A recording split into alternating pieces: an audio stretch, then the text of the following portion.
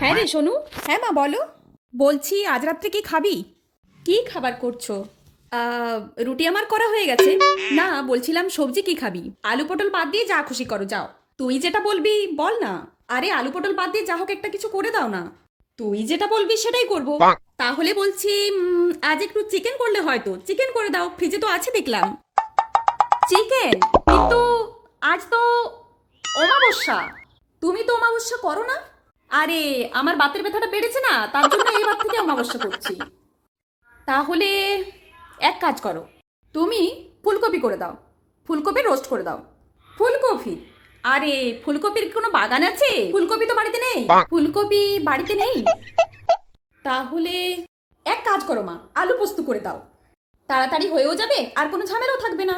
আরে আলু পোস্ত তো কোনো ব্যাপার না, করে দিতাম, কিন্তু ব্যাপার হয়েছে যে তুই তো জানিস আমার শিল নেই, আর গ্রাইন্ডারটা তো খারাপ হয়ে গেছে না, তাহলে পোস্ত বাটবো কি করে? ও, সেটাও তো বটে। তাহলে তুমি যা হোক কিছু একটা করে দাও না। তুই বল না কি খাবি, তুই যা খাবি তাই হবে। তুমি এক কাজ করো মা, পনির করে দাও। অনেকদিন পনিরটা খাওয়া হয়নি। পনির? একদম পছন্দ নয় আমার। কবে থেকে মা? তুমি তো পনির ভালোই বাসো। এই তো এখনই অরুচি হয়ে গেছে, আমার ভালো লাগে না খেতে। ও, তাহলে তাহলে যা খুশি করো, যাও। তুই যেটা খাবি সেটাই করে দেবো। আরে বাবা, তাহলে ঘুগনি করে দাও। ঘুগনি? আরে সেটা তো সকালে বলতে হতো, মটর তো ভেজানো নেই। তা কিটা করা যাবে মা? না, বলছি আলু পটল।